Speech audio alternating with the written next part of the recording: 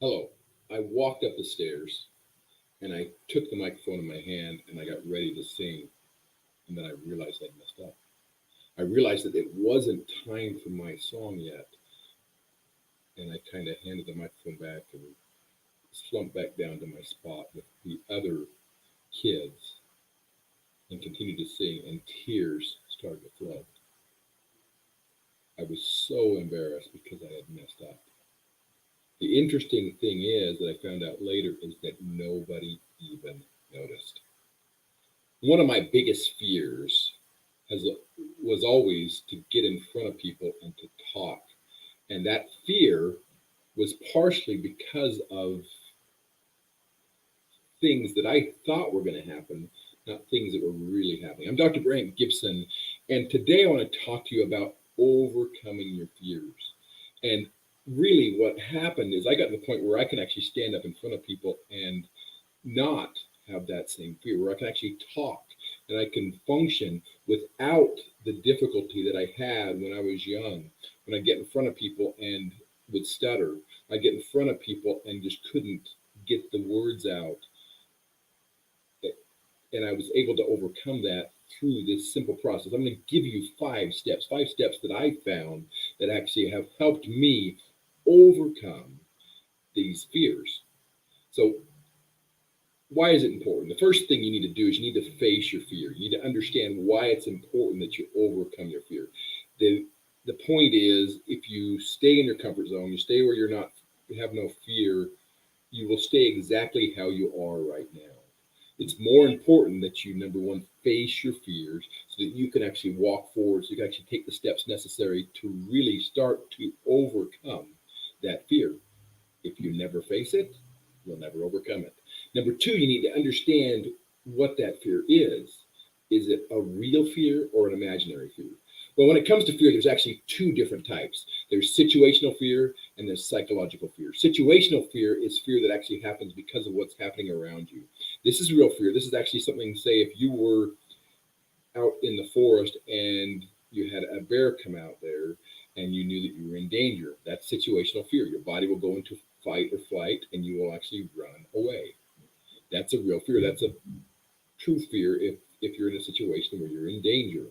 Psychological fear is really a fear that you think something's going to happen. You're expecting something to happen, or something might happen, and it's not necessarily a real fear. And sometimes it can even be imaginary. So you can be saying, okay, in this situation, this is what I expect to happen. This is what might happen, and that's part of it. So you need to understand in which situations does this fit. And after you understand if it's situational or psychological, then you can actually address it and you can actually give that fear a name. What's the name of that fear? What is it? And then you can actually look at it a little bit closer. So number four is you're going to actually define the fear. Then you're going to talk about how to prevent it. You're going to talk about how to repair it. So this piece is actually to directly address that fear. So, and the way you address that fear is you say, okay, what is it? What is the worst case scenario? If this were real, what is the worst case scenario that could happen? What could happen if this fear really, really happened? Okay. And then the next step is to say, okay, what can I do or can someone else do for me to prevent that worst case scenario from happening? And then the third thing is, what do I need to do to repair it? So if this were to happen, so you've got the worst case scenario, how do you prevent it? If it still happens, how do you repair it so that it's not a problem, right? And so that's the process you go through right there. And then the fifth thing that you're going to do after you've worked on getting that information, you're going to say, okay, now I understand what my fear really is. Now I understand what I can do to prevent it. Now I understand what I can do to repair it.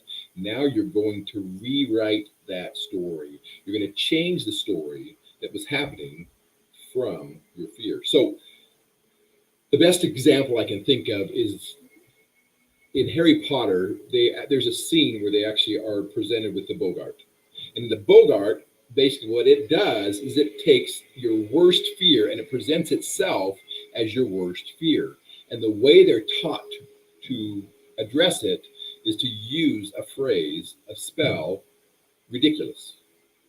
And by saying ridiculous, they're supposed to imagine something to change it to make it so instead of being fearful, it's funny or they can laugh at it, right? So by saying ridiculous, it changes it to something that is funny. The point is that by doing these 5 steps, instead of having the limitations that keep you from progressing from the fear, you can actually find real power, the real ability to accomplish things that you couldn't accomplish any other way by really facing your fear, by really going to your fear and saying, okay, now what? Because the point is, you can have some pretty significant power if you actually are able to face your fear, to really face your fears. So let me go to share this because I'd like to show you kind of what I'm talking about here. So most of us are sitting in our comfort zone. That's where we prefer to be. That's exactly who we are right now. And then the next step is you need to overcome the fear. You need to, the only way you can overcome it is you go into your fear and then you can start to grow. It requires you to overcome that fear to really get to the point where you can become who you want to be and you can accomplish what you want to do and you can truly seize the day or live with purpose. This is Dr. Brandt Gibson, and this is one of the steps in helping you understand your calling, understand where you're going so that you can reach your goals, live your dream, and enjoy an extraordinary life.